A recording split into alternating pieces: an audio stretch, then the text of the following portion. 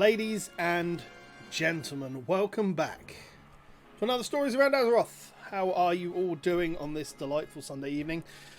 Or Wednesday, as it will generally be on the podcast when this goes out.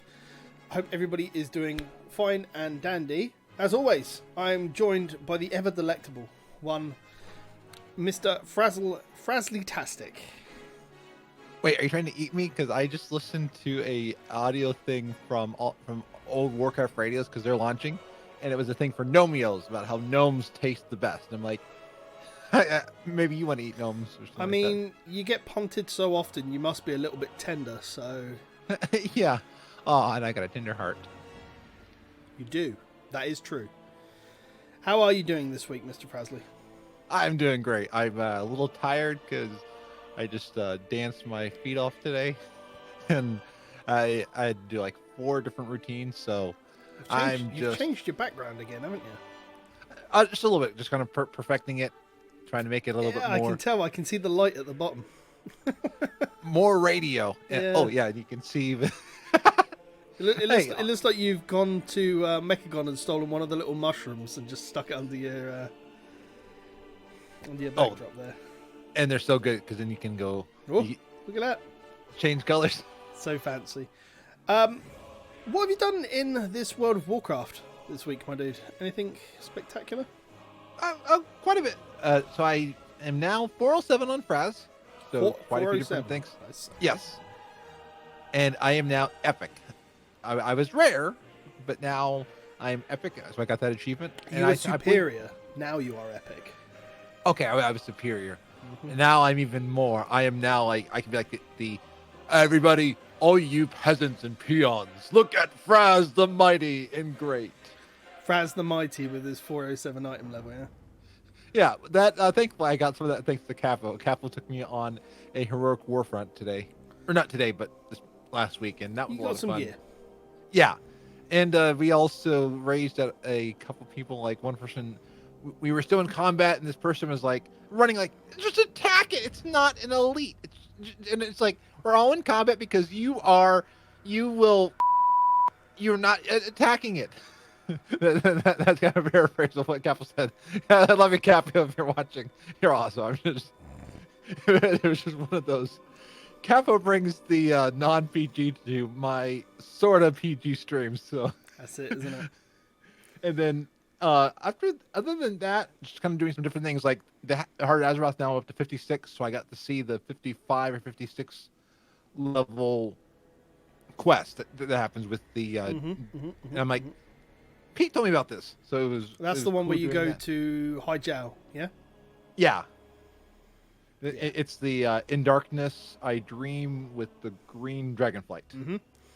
And so the level 60 will be your next big one. Okay, so I'm getting closer. I'm working on it, kind of trying out to do the world quest, stuff like that. Flying is so much easier for all these things because you can just fly there, and you don't have to like. I think my friend Matt said it gets rid of all the bottlenecks when you're traveling. There's these places where it's so hard to get around. You can just fly over them. So I'm glad I went for flying. It definitely feels different in a comparison to just being on the ground. The world feels a little bit fuller. Yeah. So we're being able to fly kind of takes that away, but it means that we can finish all of our tasks and our chores a little bit more speedily. Absolutely. And I think the final thing I did was I got my bags full of T-shirts. Oh yes, free T-shirt day was upon us in the World of Warcraft, wasn't it? Yes. And I did not travel to all the other vendors because I didn't have enough time on Friday to do it. But I definitely did the parade around Stormwind. And, like, people would... If you are doing that... Now, some of these people probably did it on purpose. But please don't mount up over the parade of people. And please, if you have a pet or something, put it away. It makes it so hard to see. Like, they glow the T-shirts to pick them up, but not that tough. And if you're looting it... Please don't stand on top of it. I mean, just some common courtesy things. But again, it's the internet. They probably were doing it on purpose. Absolutely. But you're infringing on how they play as well, you see. You've got to remember that everybody plays in their specific ways. If these people want to play the game to grief, then they're entitled to do as such. You know? Okay. Just as like that, you pay to play the game to do what you want as well. I mean, it's a simple request, absolutely. Don't be a pain, but you can't infringe on the way that other people want to spend their time playing the game as well. Okay, so yeah, I see your point, kind of, Yeah. but it's definitely a pain in the backside. Have you done anything else? not really. Other than that, I mean, just a lot of working on different things. I was going to do the iron, but didn't get around to it. Fair enough. There's lots of time in the next coming week, I guess, isn't there? Yeah, and my time's going to be a lot better. Like Sundays are changing for me, so I'll have a little bit more time to edit or play on Sundays. Yeah. Okay. So, well, I haven't done a lot this week. I hit level 64 on the Heart of Azeroth. I'm about 40% of the way through to 65, so I imagine I should have level 70 in the next 5 weeks if I've done the math. Nice. And that means I get to do the last quest there and everything else. So steadily between 6,000 to 10,000 Azerite per day, depending on what quest is up. So it's not bad. I settled on getting a third character to 120 through time walking. So that I now have my on Alliance side, I've got my main Night Elf Demon Hunter. I've got my Draenei Monk. I've got my Draenei Death Knight. I've got my Lightforged Draenei Paladin, and I've got my Worgen Druid. All at 120 now on the Alliance side. Getting there. I pretty much haven't touched them for about a week. I'm slowly getting them through Najdatar now to get them the 370 weapon. Getting a free Benthic upgrade to level 400. And basically getting them to Mechagon to try and help get the last couple of account-wide stuffs you can get for the most mini wins stuff. Because once you unlock the mini disc thing, the rewards for it are account-wide. Because the actual mini thing's a toy. So there's 2 left that I miss for most mini wins, and they both count as the epic category. One's from Bondo's Yard, and one is from the Mechagon bundle. So once per week, the B-Spot, the malfunctioning B-Spot, will give a Bondo's Yard box. And the first mechanized chest you loot per week gives you a Mechagon box. So on an alt, you can just go and do a Mechagon box and go kill the B-Spot, and it gives you those that you have a chance of getting as well. So slowly getting them to Mechagon to get those things. I did get really lucky and get the last colour I needed for the Mecha Cat. So that's another part of the meta out the way now. And today, the large green runes were up, and we had small green runes earlier on in the week on the EU. So I've now done all of those puzzles as well.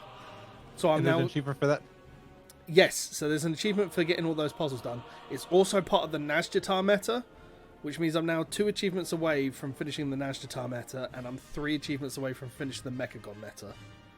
And the Mechagon meta gets you what, and what does the Najdatar meta So get you? the Najdatar meta gets you a crab mount and a title, and the Mechagon mount gets you it's for the ring mount, the same mount that you get from Rust Feather, but it's the one that's coloured and less rusty, essentially. Okay. But the Mechagon meta is the Najdatar meta for me is now literally down to days and weeks. The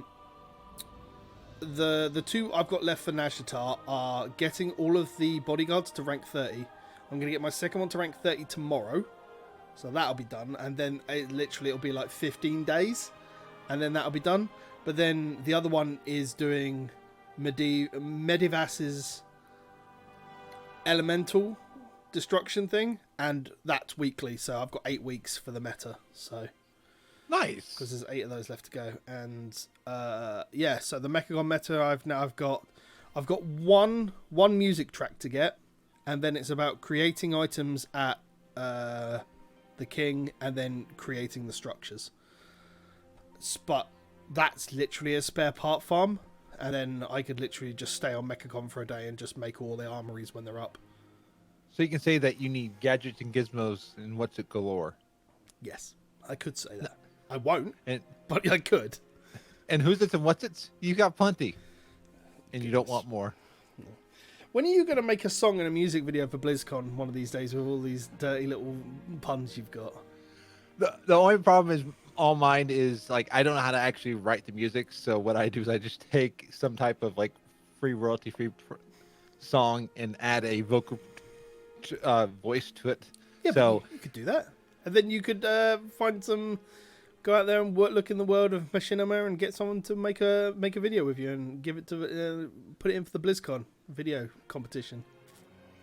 I should talk with Jill, though. Jill just put in a letter from Northrend as their entry. So if we could put in some like luck or magic into the RNG universe, let's all say Jill's gonna win. Jill's gonna win. I'm moving my hand for the audio listeners, so that way they know we're trying to do magic. That's it, isn't it? Alakazam. Alakazam. Okay, so we've got one big topic that we want to talk about today, but there are a couple of news points that we're going to hit on first. The first of all is a bit of a downer. In the last week, Blizzard have come out and said, even though they said earlier on that we'll get heritage armor for Worgen and Goblins at the same time that they'll get their model upgrade, Blizzard have come out in the last week and have unfortunately said that the heritage armor is not ready for the 8.2.5 patch, which is unfortunate. I was definitely looking forward to the Worgen model, especially. Maybe we've been hyping it up a bit too much, but I think we were hoping a lot of it was on Greymane's set in Heroes. I think a lot of it was hopefully going to be like that. Yeah. I don't know. I'm a bit disappointed, but, you know, c'est la vie. If we get something in its place that's decent and a good reason to have, I will always take a delay for more polish. Yeah. And it gives more content possibly for 8.3, 8.3.5, or even 9.0. One of the things there. I don't think they'll put heritage armor in a main base expansion patch. I think they'll keep it as a minor content patch launch thing. I think that makes more sense. Yeah. So again, it's just a shame. Yeah. They must not have had them all dry cleaned and ready. And I mean, getting that wet dog hair to not go into clothes is kind of a hard thing to do. Worgen don't just go running through rivers and the sea, my dude. You've got flying mounts. We can avoid all of that. That's good to know. Because like when I was getting ready for the showcase, if you saw my black shirts, I had all this cat hair over. I mean, like my cat, I can put clothes literally in this one room for like 5 minutes when I'm getting ready, and the cat like seems to have like a magic power just to get all its fur all over the clothes. Jesus. Well, we'll see what happens. Maybe they'll make a lint roller toy at one point that can be used for Worgens only. Who knows? Sounds good. Yeah, exactly. Another bit of news. The return of Warcraft Radio officially happened today. It's been on the newsways for a while. But they did a Twitch stream, I believe, today with some notable faces around the community, from the US side at least. And yeah, that seems to be back. I think it's a mixture of old and new content. Yeah. There was a lot of kick up and fuss about a lot of the old content they were bringing back because they were doing a lot of it without permission, even though it had been curated. I'm not entirely sure if that's been changed and they've actually got permission now, but it caused a little bit of a stir within the community. I get the idea of having a lot of old content would be there, but I think with the amount of podcasts that are literally around these days, they could quite easily have stepped up and gone to those new content creators that are around and gone, can we host your podcast on our radio? Like, I won't join I would definitely let anybody who's listening from Warcraft Radio, any of my content, just ask me first. You can rebroadcast it on Warcraft Radio. I'm going to stay with Dragon Powered Studio because they're who I'm with. But you feel free if you need content and you like what I do, let me know.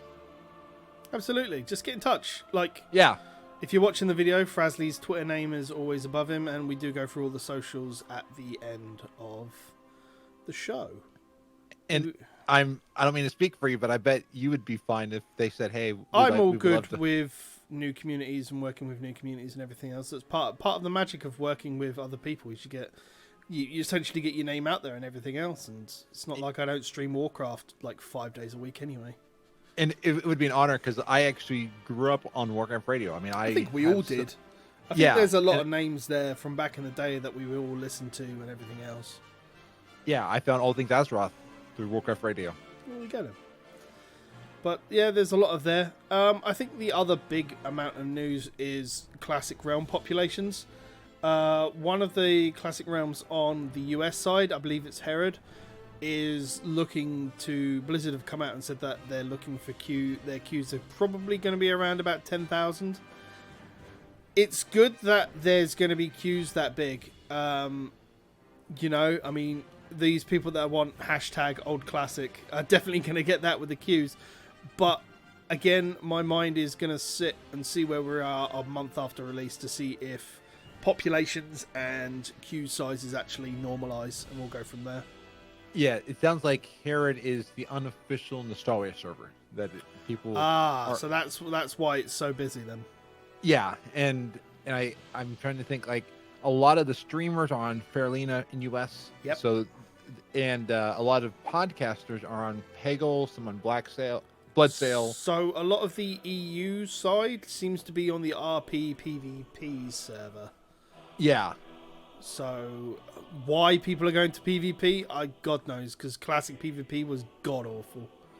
Well, I think part of it is maybe also the feel, because one thing even now in current WoW about RP servers, and one reason I miss Warm Rusted Horde, cities felt more alive. And I do like when you walk around a community, like I was walking to Stormwind City, people would be talking in front of the bank. That was one of the ones I loved too, where there were these two people in Warmrest and Stormwind who were like gigantic monoliths.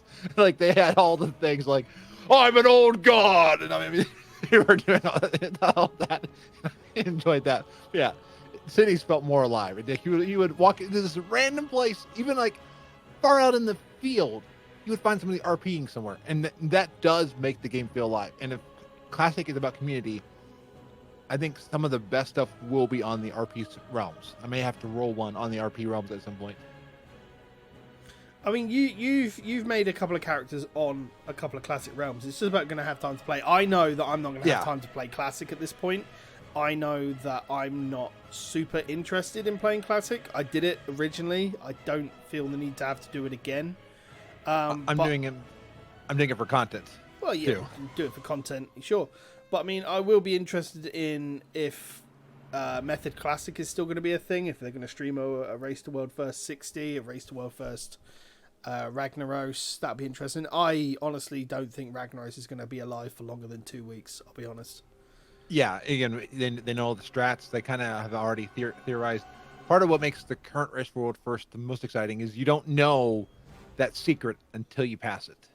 Yeah, no, absolutely. But we'll see. We'll see as it comes out. As of time of recording, I believe we have a week and a day. Because it's August 26th for the US and 27th for EU. Yeah, no, everything launches at the same time, my dude. Well, time-wise, it's going to launch. It's midnight. It's midnight France time. Okay. So, it's basically will be 11 p.m. in the UK for me, essentially. But as I said, I'll probably watch it. You'll probably be streaming it, I imagine. So I'll probably enjoy watching your stream of a queue. So. Yeah, here we are. I'll just be dancing and stuff like that. That's it. While I'm Mount Hunting in retail, you'll be there in a queue in Classic. What I should do, I should put current WoW in the video. Have another window with the WoW queue. You can't. Because everything runs off the same client. And because it's not listed as a separate game in the client, it still runs off the normal WoW framework. You can't have retail and Classic open at the same time. Oh! It's actually irritated a lot of people on the Reddit recently. Because they're like, oh, why can't I play retail while I'm in the Classic queue? And it's like, because it works off the same framework and you're essentially on the same account. And I don't multi-box, so I can't have like 2 different boxes because I only have one PC. Yeah, absolutely. Oh, well, there is a way to NDI for my Mac, so... But yes, that is a thing, unfortunately. But yeah, we'll probably talk more about Classic next week. There'll probably be a slew of Classic news that'll come out just before it launches. Yeah, August 20th in AMA, so there'll be some interesting things happening that day. But yeah, I think the big thing I'd like to have a chat about today is just let's have a last week we talked about quality of life stuff. This week we'll talk a little bit about storytelling. The game World of Warcraft has gone through many different storytelling changes. It's gone from in Classic WoW telling a story per zone to telling the story of whatever raid is there, to TBC where it told the story per zone and then you had the story in your in-game raids. But there was an overall arcing story of Illidan and the Burning Legion. So those were always threats at endgame that you had to deal with. And then Wrath, the overall story was Arthas, and you saw him in the many zones, and he was always directly involved in all the storylines that you did in Northrend. And then Mr. Pandaria, Cataclysm was about Deathwing, and they changed the way that Deathwing was there in terms that he was always out in the world, and you might get fried alive by him. But then each of his zones had its own thing, and then it was just the raids which kind of tied together. Mr. Pandaria was always about this is where the story kind of changed, and they had stories per zone, but you always had looming threats showing throughout all of it. So you had like a couple of zones where it was the Shah, you had a couple of zones where it was the Mantid, and then it all just tied together with storylines and little bits and pieces over all of it, which culminated in Siege of Orgrimmar. And then that led, and then we've got into this kind of path that the end raid was what would lead you into the next expansion. So, actually that started at Cataclysm, really, with the airship flying into the turtle, and then we had Warlords, where we investigated that, and then we had Gul'dan come to Legion, and then we went with Stargarrus with a giant sword in the earth planet, Azeroth. But always there's always been, they've had the outside content of the game as well, which has gone from books where they've investigated Warcraft's past with like the War of the Ancients and invented new characters to go with it. Then they went to try with a couple of books. A good example would be the Arthas story, which was less of a bridge into there, but more evolving his backstory and character as a youth up until what we see in Warcraft 3 into what was happening while he was on the Frozen Throne, frozen away. So we had that, and then they settled with what they did with the Shattering, which is tell a story in between expansions, which seems to work well, for better or worse. Yeah, same as like Before the Storm. It was a really good way to tide us over, pun intended. With Mist, we also had like an in-between story of Vol'jin as well, which was a really good read. That and War Crimes are 2 books I go back to quite a lot, other than the War of the Ancients, obviously, which I've mentioned quite a lot. But Shadows of the Horde is a really good story. Christy Golden's done some really good work that I do enjoy, including the Warcraft movie prequel book, Duratan, is actually a very good read.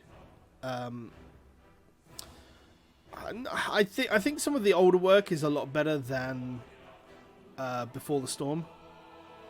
I'm not that keen on how Before the Storm tells a story and what they've tried to do. I think it's too forced, but it could be because the others don't focus so much on the conflict themselves and are just trying to tell a story, whereas this one seems to try and force the story that's coming with the conflict. But that could be just a necessity that is trying to tell that story rather than letting a story flow with major points that you need to get from point A to point B. Yeah. I don't know. Do you like the fact that there's outside material that you have to go and read, or would you prefer everything to be in game? Now, I say this having said a couple of weeks back when we've had some other guests on, would you like other games to really create an extra story that they can bring into the new game? I like when the books add to what we know, but that they're not required, because that adds kind of an extra layer. Because the game itself, I feel, needs to tell the main points. Then you fill it in with other things, and that's one thing that was kind of interesting, actually, that I even saw with Battle for Azeroth. They filled in, even in game, some smaller details, and then you took the books, like there were things like I read in Before the Storm that as I'm going along, like, oh yeah, there's that thing, small points. But even in like the zones, there were side quests that filled in the smaller details. So it could actually be the main story in the game. There's maybe some side stories in the game as well, because I do like having side quests, so it's not just you're doing the main story and you're done with it. And then I think that the books then could go into depth and stuff. It bring out some of the details, because then it's fun to kind of talk about those. Because I also like the dialogue that comes with it, kind of like, how do we interpret what this means? How do we interpret this part? It really adds a whole new dimension. Because when I talk with people in real life, we debate history from different facts we hear from here and here, and it makes the Azeroth feel alive, that there are tomes written about different events. There are retellings of different events that you hear that you may have seen multiple ways. And I've also heard of like the dual encoding hypothesis, where if you see something multiple ways, you remember it better. That's interesting. I never really thought of it that way. I like the idea that there's books available. I like the idea that there's extra content outside of the game. I mean, it always was. I mean, a lot of people who delve into lore specifically, and I know I definitely did when I got more into the game in Burning Crusade, would look to WoW Wiki and Wowpedia, that it's now known these days, for all of those details on the lore of the characters and get to know more in bits and pieces. It's why I knew a lot about Sinestra when we first saw her in-game at Netherwing Ledge in TBC, and then I looked into the character and we saw a lot more, and that's why when Sinestra was a big thing come Cataclysm and the Twilight Hammer raid, that I was like, whoa, Sinestra, I'm looking forward to this, you know. I was really, really involved in that. So I don't know. I think it would be nice to get back to a point where there are multiple stories being told outside of the game, with multiple books. Because I think it allows them to have a better way to tell a story than it does without being limited to in the game. Now, with Christy Golden now being part of the writing team at Blizzard, it means they might need to look at getting another writer, which could be interesting. There are lots of fantasy writers out there. It's just whether any are interested in doing Warcraft, you know. And as we were talking, I was reminded of one thing that I've always found interesting about the Elder Scrolls games, is they have their books outside of the game, but then they also have books in the game. And WoW has some of those. WoW has a lot of those. To read in the game? Yeah. Okay. Then maybe, going back to what we've talked about earlier, one account-wide thing that would be fun is to collect those. I know you can look them up on Wowhead. What, just having an extra just having an extra collection, or something to do with archaeology where we could just have it within the books and bits and pieces. And then you could tie it up with a phone with the companion app. And you could be like, okay, I want to read this. I will read this later on. And then be like, because that would be a way to bring in some extra story. I mean, I get the profit side of not putting all of your books in the game. I mean, make them different books from different authors. But it would add a cool thing to be able to, like, I see this text, because there are some journals I just don't read because I'm like, I don't have time right now to read it, and then I forget that I had it there. And I guess that's one reason why I'm forgetting about it, because when I find a journal, like I read the Duskwood one that you get with Stitches. That was fascinating to read, and you're reading about the character and what they're going through. And Leo was saying ESO has an ability you can unlock where you can read any book or scroll that you've ever looked at in game. And then they also have the Elder Scrolls library. It's a fan site, but there's a fan site that goes over all of the tomes in ESO. And like I said, I know Wowhead has it. Maybe this is an add-on Wowhead could develop or something like that, or Wowpedia, because all that text is out of the game as well.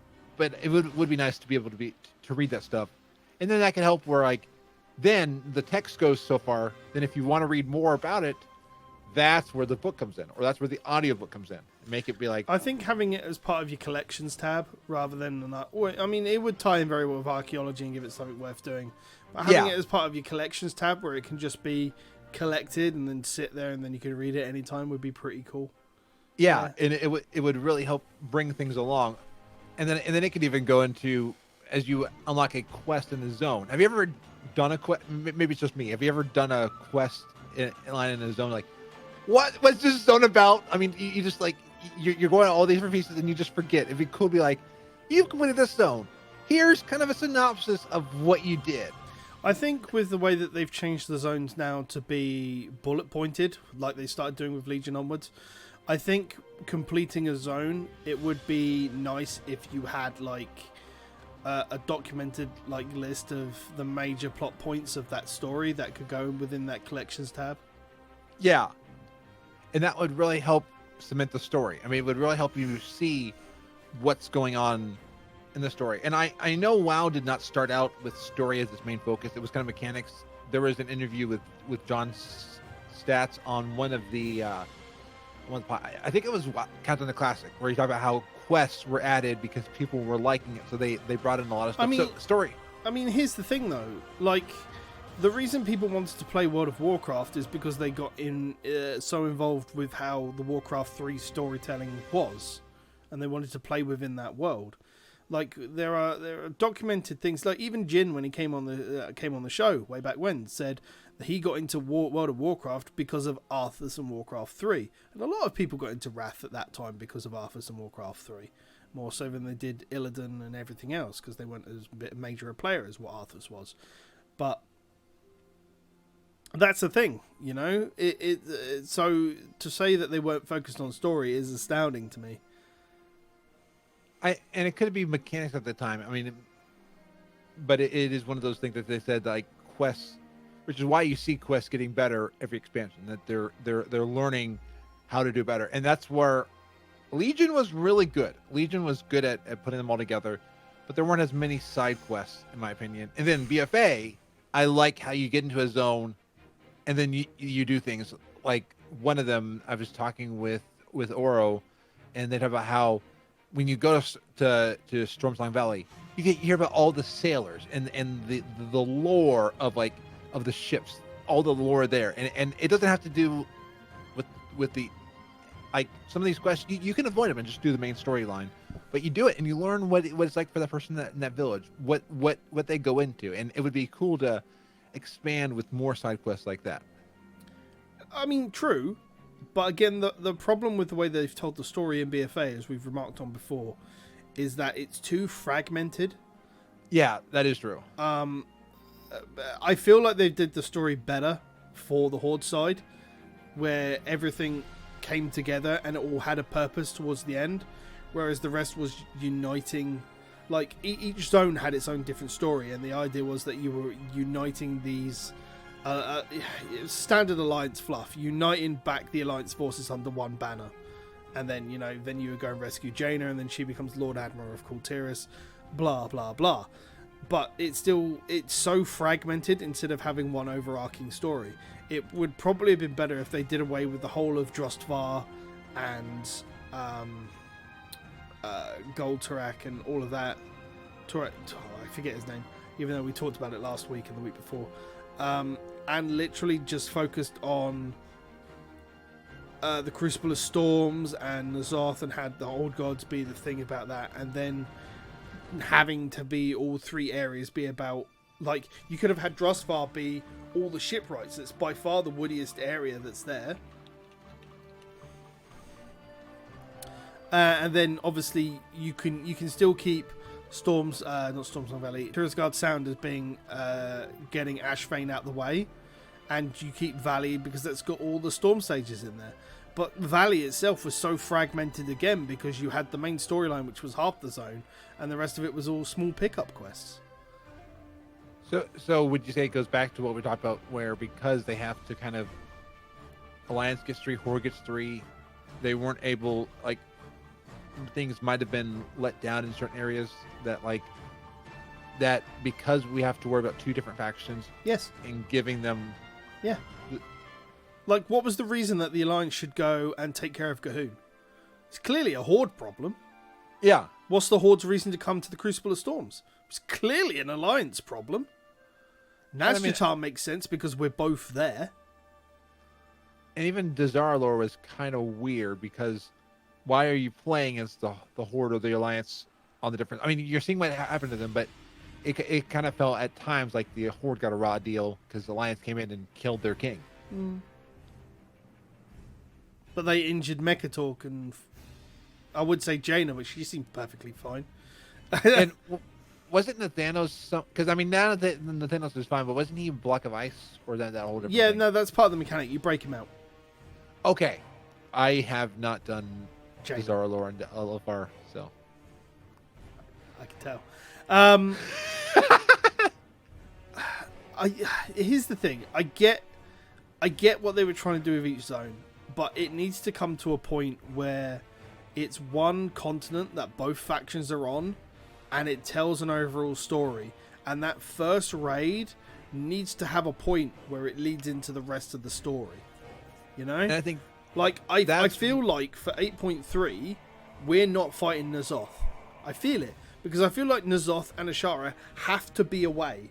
And they have to be marshalling their strength and their forces to be the next big expansion foe. You know? I feel like that's what they have to do. Because it would be, in my opinion, a waste to use them on 8.3. I think you need like a little mini boss in 8.3. I think 8.2.5 needs to have like a mini Crucible of Storms type thing. I don't think it's going to happen. I think it's just going to be all marshaled for 8.3 now, which feels like it's just not going to be till January at this point. Yeah, though the only thing is there's a few things in 8.2.5 that seem like they are needed. But they could probably bring like the anniversary mounts. There's a lot of that stuff that's in 8.2.5 is building up for November and the anniversary. Okay, and then 8.3 and 8.3 will be the big content patch with the raid and everything else. And what tides us over until the next expansion. Well, yeah, absolutely. It'll be the end, and we'll probably have an 8.3.5, which will have the pre-patch and information and everything else like that. Yeah, and then the allied races that may come in. I still think an allied race is our content. We'll get allied races as the reward in 8.3. That'll be the this is your reward for doing this expansion bollocks. Absolutely. So, going on something you said a second ago about the overall zone. So, would you say Legion is better because? No, I think Legion storytelling was good to a point. I mentioned it again previously. The Legion storytelling again focused too much on its individual problems, with having the Legion as overall flavor to deal with. It was helped better by having Legion invasions in every zone later on in the expansion, but the majority of the 7.0 was literally deal with everybody's individual problems and then go help Suramar. That was it. That is true. Yeah. And then the first big pre-patch was help more Suramar and deal with the Legion invasions. The big problem is that Legion was marked specifically on the invasion. The first thing we do is we went to the Broken Shore and we were pushed away. And then it was just like... Then it was like, choose your zone you want to go to. If I went to Azuna, it's all about... There's intro to fighting off the Legion, and then I'm helping the elves, and then I'm helping the dragons. But helping the elves and the dragons, there's no Legion. It's Naga and it's Withered. Okay, fine. We go to High Mountain. We deal with the intro to High Mountain. Oh my goodness, I can't even remember the intro to High Mountain anymore. That one was. It was literally just helping out all the Tauran tribe across the entirety of the map. Yeah, There was- and learning about the High Mountain, and and kind of how he was trying to stop But there was no major Legion overtones there. No. Val'sharah was all about the nightmare. No Legion undertones, but no overtones. And then Stromgarde, the only Legion thing there was the Vrykul who was tainted by Legion power. That was literally it. And then Suramar was literally fighting back against other elves, but the Legion didn't really make a part of that until we had the Insurrection storyline, when more demons started taking over some of the actual places of the city. And so the Legion didn't really step up until we went back to the Broken Shore, and that's where they all were. And then we went into the Tomb, and then we went to Argus, and there was loads more demons there. So they were more of an afterthought at the basic thing there, and it was all about helping the races, and then the races helping us over the stretch of the expansion while we were on Azeroth to fuel the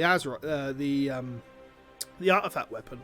Now you go to BFA, and again, the Alliance side is the overall story is getting the Alliance to work together, reuniting Kultiris, and then saving Jaina. You know, there's very little Naga overtones. There's very little war overtones until you do the war campaign, which is its own separate thing in itself. And the war campaign is a major factor in this. And then the Horde side is all building up to Zandalar Forever and fighting Gahoon and Zul and Mithrax. Like, that story brings it all together, because in every zone there's something to do with Mithrax or Zul or Gahoon in every zone, and it's done really well. But even if they'd managed to tie the Alliance side together, like, they've managed to keep the war campaign separate to its own thing, which was good. That's the biggest thing that the expansion has had, is that they've wanted to go with a war faction story, and the war campaign being separate to each story zone as what has made it more interesting. But the Alliance side, in my personal opinion, should have been about marshalling the navy. So Drostvar should have all been about shipwrights. Tirisgard Challenge should have been about getting Ashvane out of the way so we could use Azerite weaponry for the ships. And then Stormsong Valley should have been about sorting out the Shrine of the Storms and getting the Tide Sages on side to use them for the ships.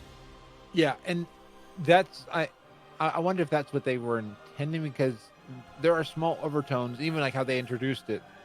It's kind of how it seemed, but then it seemed like it shifted story.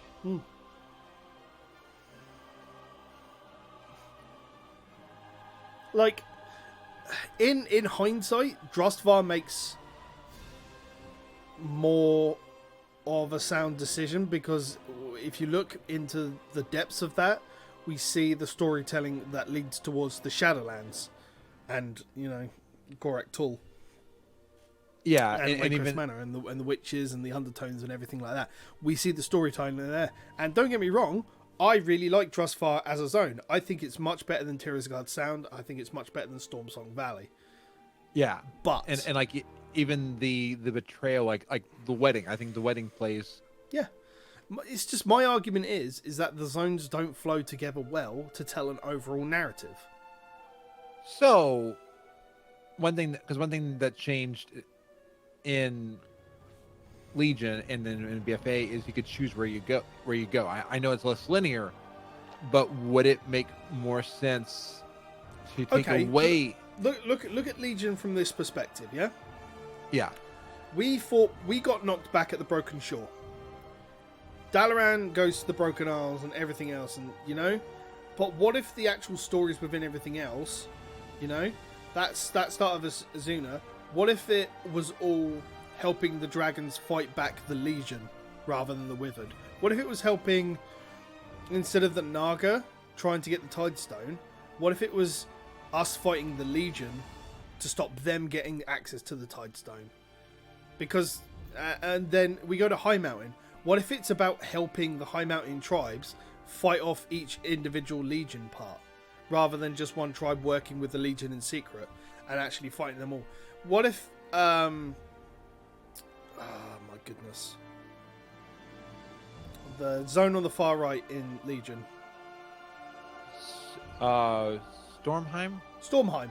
What if that was, while we still had the overall quest to go do bits and pieces and it had its Legion undertones, what if it was about the Legion were full on war against the Valahar and everything else like that, and it was to take out the Legion forces there so that the Valkyr and Odin could fight back and everything else. So it's a question of motivation. And it's a question of what is my purpose? What am I doing to help the story along? Yeah. Rather than sort this problem. Like everything is focused on the Legion in Legion that way, and we deal with the Legion as we go through it. That's all I'm saying. This is like, the narrative can be told better, rather than this is the reason we're here, but then we don't directly deal with the Legion until everything else. The Legion could have swarmed all over the Isles because they were there because of the Broken Shore and the Tomb. And we could have fought through all of those zones separately and fought the Legion back and pushed them back to that stronghold of the Broken Shore. And that would have been cool with the instancing. You could have seen the zones as you progress change. And then the invasions would have made more sense because it's them trying to make strong pushes onto those areas again. Okay, and they could have even done that in BFA with like where you help different areas. We could have seen the zone change as you go along. Kind of what's your impact?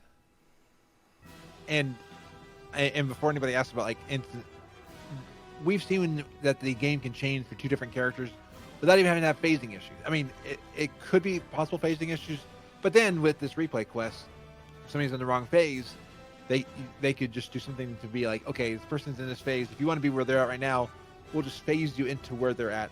Yeah, party sync would be very interesting with how this would all play. But it's just having, I just want a more cohesive story. Absolutely. rather than a fragmented story. That's all I ask. And that's one thing that I'm finding is games are starting to get better and better stories, and it's what makes them more than just because there's at the core mechanics are kind of the same. It's how you maybe time things differently or what you do. Yeah. But the story is becoming an important part, and if WoW is going to succeed as you go, I mean, I hate to bring it up, but Fortnite, they're working on a story in their stuff. Things are happening in different areas. Well, Fortnite has always had an overarching story as how they get from season to season.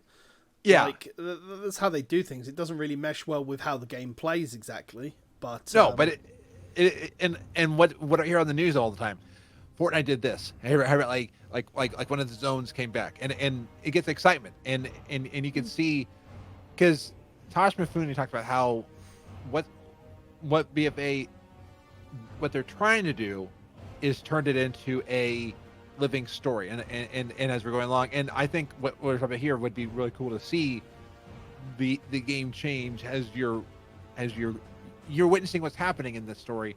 It just needs to be better understood. Yeah, absolutely. It'll be interesting to see if they do turn around and bring the Eastern Kingdoms and Kalimdor and even to an extent Northrend and everywhere else up to a level of, right, this is our flat story now, and they kind of do a Cataclysm revamp and change things that need to be changed. I've said previously that it would probably be better to do a continent at a time and work on it that way, and just have really big content patches and spread it out over longer. Yeah, just extend that story. And what I think, and now this is not knowing all the technical side, it would have been kind of cool when they did the Cataclysm if they had used the Zadormi more and been like, okay, if you want to experience content pre-Cataclysm, you just go to this character and it'll move you back. I think that would be cool, but I think it would have messed with I don't think they really thought about it too much. It's only when they started doing events which changed the way that the world was post-Cataclysm. I think it's just because they moved with Cataclysm to a different server infrastructure is why it was too difficult to really do it back with pre-Cataclysm. Okay, and I can get that because it is fun going to Arathi Highlands and being able to change between the two types of Arathi and see all the different and like it's cool to going to Darkshore and being able to change what you see there. Yeah, it's interesting. Yeah, and one thing I keep coming back to, and maybe we'll see this starting with BFA. We're on a 3 expansion cycle for story, so it'll be interesting to see if what they learned from BFA and hopefully what they learned from Legion and how they take this stuff into account, because playing alts, I can see how the story is getting better. We're seeing the story played out in better ways as we go along. It'll be interesting to see what they've learned for the next expansion. I think it's definitely going to head in a specific direction, and I reckon that they might have... They've obviously got a goal in mind, like a point A and a point B where they want to be story-wise. It's just a matter of getting there. I mean, we'll at least see the direction of the story come BlizzCon, at least. I mean, I know we talk about it everything, but BlizzCon is literally round the corner. Like, it's literally 2 months away at this point. 2.5 months away. And, speculation's only going to get higher as trademarks start to get filed and more leaks and everything else comes out. And people who are interested in what's to come are really bad at creating their own hype for everything. So it'll definitely be interesting, but we've got to remember to maintain our own hype levels as to not ruin our own interest. Yeah. It's very hard. It's very easy to hype ourselves up on stuff that's not coming and then be really downtrodden and defeated when what we want doesn't come to pass. Yeah, and even if what comes doesn't jive with what we're looking at, because at the end of the day, Blizzard has their idea of what they want, and we either like what they want or we don't. And if we don't like, we decide, do we keep playing or do we move on? That's it. So far, I like what they do, even if it's not perfect, but we'll see how that changes. Indeed. Speaking of moving on, I feel like we need to bring this episode to an end. We've been going for about an hour as usual, which is a little bit too much. There's a lot of, as always, there's a lot of topic to be had. And if you've got your own thoughts on the topic, ladies and gentlemen, you can get in touch with us in the comments on the VOD for this on YouTube. Or you can get in touch with us on Twitter. And where, Mr. Frazley, can they find you around the internet? You can find me at Frazley.com, Frazley.com, and that's where you can see all the podcasts like this that I'm on, see my Twitter, my Twitch, and anything else that I do going forward.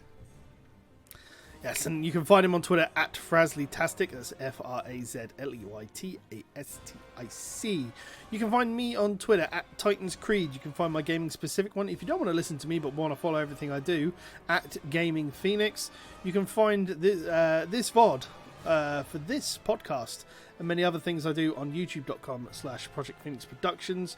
And you can find this podcast live on a Sunday night, or you can come and watch me play video games throughout most of the week, 5 to 7 days a week, over at twitch.tv/Project Phoenix Productions.